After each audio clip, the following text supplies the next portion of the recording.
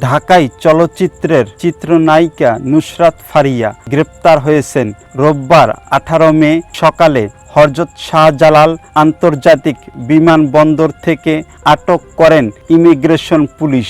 বাংলাদেশ বিমানের একটি ফ্লাইটে থাইল্যান্ড যাওয়ার কথা ছিল ফারিয়ার। এ সময় বিমানবন্দরের ইমিগ্রেশন চেকপোস্ট থেকে তাকে গ্রেপ্তার করা হয়। কিন্তু কেন গ্রেপ্তার করা হলো তাকে জানা গেছে, রাজধানীর ভাটারা থানায় নুসরাত ফারিয়ার বিরুদ্ধে একটি মামলায় গ্রেপ্তারি পরোয়ানা জারি করা ছিল।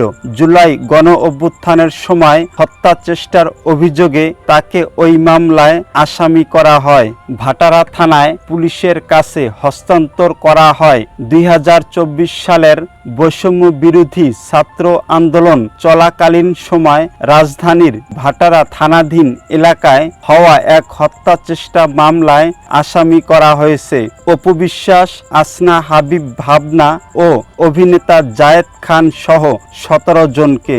আওয়ামী লীগ সভানেত্রী শেখ হাসিনা এবং তার সরকারের সংশ্লিষ্ট 283 জন ও অজ্ঞাতনামা 3 থেকে 400 জনের বিরুদ্ধে ঢাকার সিএমএম আদালতে মামলাটি করেছেন এনামুল হক। বৈষম্য বিরোধী আন্দোলনের বিপক্ষে অবস্থান নিয়ে আওয়ামী লীগের অর্থ যোগানদাতা হিসেবে কাজ করতেন ঢাকাই চলচ্চিত্রের অভিনেত্রী নুসরাত ফারিয়া।